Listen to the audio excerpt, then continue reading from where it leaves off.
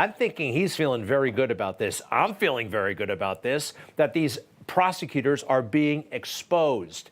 Now, she leads an office of a couple hundred attorneys. For some reason, she hired this guy that we're zooming in on. His name is Nathan Wade. Well, he has no experience with this type of case. She brought him in as a special contractor, hired him in 2021 for this case, $250 per hour, more than anybody in the office, and that works out to something like, $600,000. That's a lot of money. And of course, the boyfriend of Fani Willis. Apparently, they're no longer going out, but they're still friends, but it's all very fishy. I mean, here's what some defendants are saying, with good reason.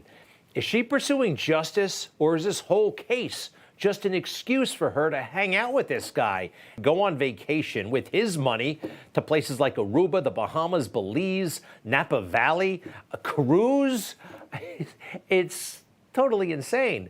Look, the defendants are saying this is some sort of shady arrangement for her to profit from, right? Forget justice. She wants to hang out with this guy and get the goodies. It's a legitimate question. She doesn't think so. This attitude that she exhibited, can you imagine anybody else? I've never seen anybody talk like this on the witness stand. I mean, only in movies do you get to show this kind of attitude. Take a look. Such good friends that when you needed a place to stay, you asked her if you could take over her lease. That's a lie.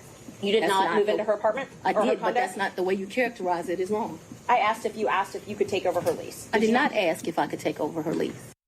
Wow, it's a lie? It's a lie. What's the question, first of all? So she didn't take over the lease. Listen to what she says next. My dad was begging me to leave the house. He was afraid for me, afraid for his grandchildren. She wanted someone to take over her lease so that she didn't, have to pay a fee or get abandoned. And so I don't remember when, but probably March or April of 21, I moved in and take over her lease. You see? All that attitude, all that swagger to disguise the truth that she and this guy were sharing all kinds of things. She brought him in, totally inappropriate. But the attitude displayed on that stand, who does she think she is? Maybe she's auditioning for MSNBC.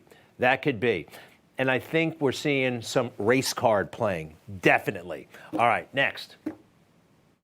You have money in your house, so it was just money that was there.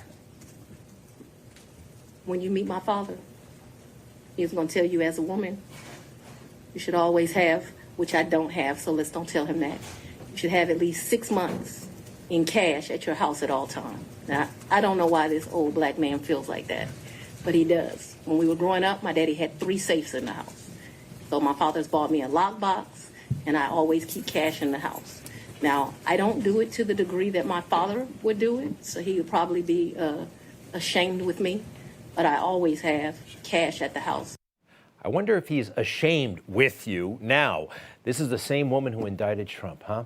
The same person who gets to indict a president of the United States with the cash and sharing it with the boyfriend and, accusing people of lying when they're just asking questions and the question is yes.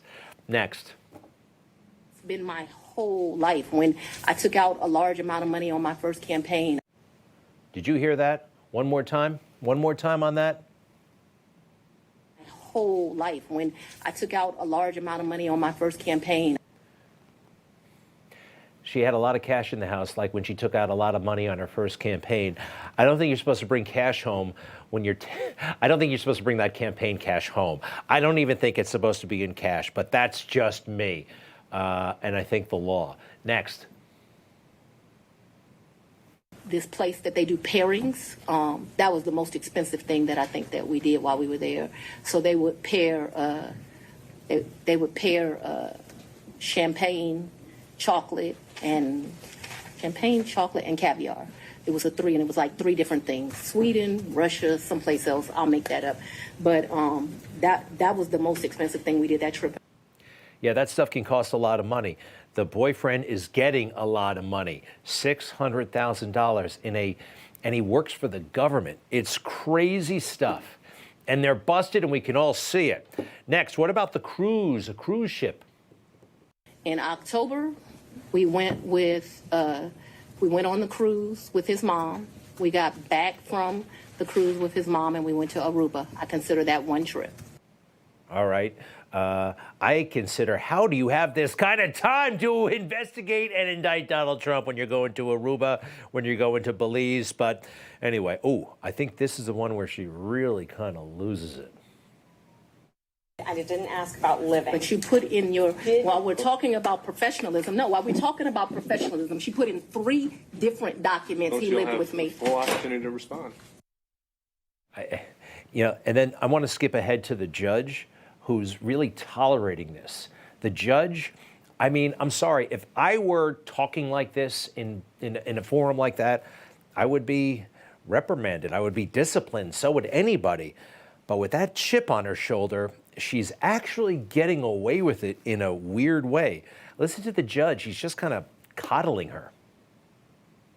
I think we need to get back on track of focusing on the financial benefit or the relationship. We're not dealing with privilege through a witness. And I'm not, no, I'm not dealing with privilege. What we had offered to put them in camera for the court to review. For the 2 cruises, Judge, and that's I the asked if cruise she gave plus him written Aruba. proof. We're not going to talk over each other. Ms. Merchant, she answered your question, so we can ask the next question. Mr. Gill, are you using this to confront her with prior statements? Yes, Your Honor. And statements that she made concerning her financial situation and laying the foundation for that, and that she gave these interviews to the authors. We could mark it for impeachment purposes. I'm a little wary of entering an entire 300-page book because I don't know exactly what every single line, if it would pass hearsay or relevance or et cetera, et cetera. Yeah, just kind of that tenor, right? Let's be really gentle with this woman because she might get angry at us, and she is ultra sensitive. Take a look at this. You don't have to yell at me. I'm able to understand. So I would ask you to not yell at me. And I will certainly restate it so it is very accurate. Okay, and please do not yell at me. I didn't think it was yelling. I mean, that's not yelling. But anyway, that's how she played it.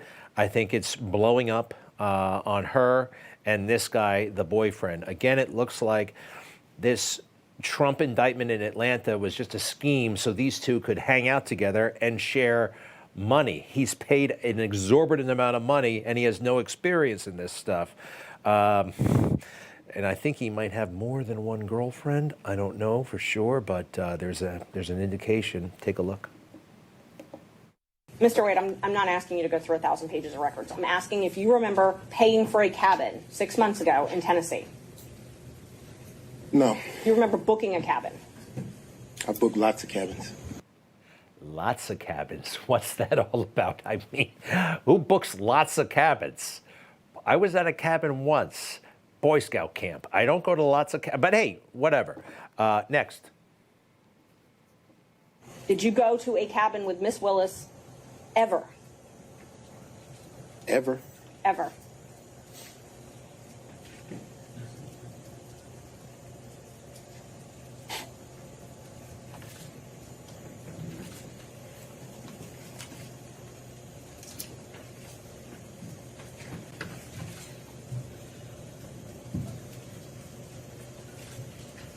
No.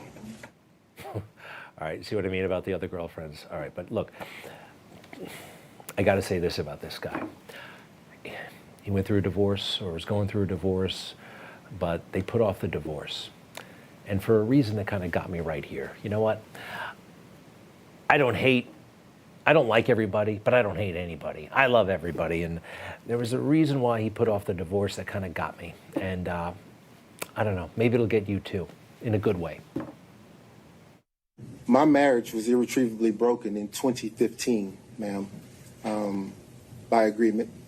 My wife and I agreed that once she had the affair in 2015 that we'd get a divorce. We didn't get a divorce immediately because my children were still in school and I refused to allow them to grow up without their father at the time. So we waited. We waited until the youngest graduated and we dropped her off at college and then filed for the divorce. I like that. I know couples do that, but I think it was a good move.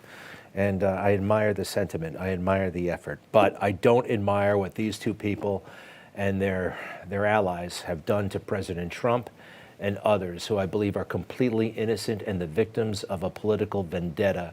And if you have the guts to carry out a political vendetta, well, then you probably have made serious mistakes in other areas, and we're all learning about that in spectacular fashion. I'll be right back.